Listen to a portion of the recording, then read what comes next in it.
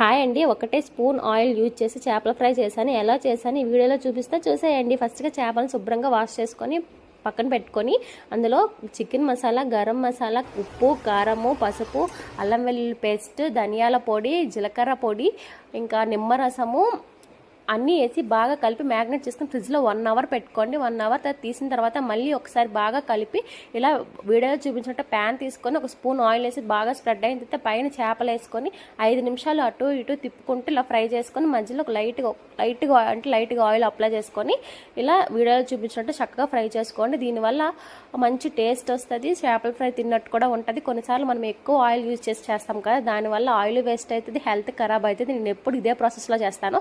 మరి మీరు ఏ ప్రాసెస్లో చేపలు ఫ్రై చేస్తారో అది తెలిసి నాకు కామెంట్ చేయండి.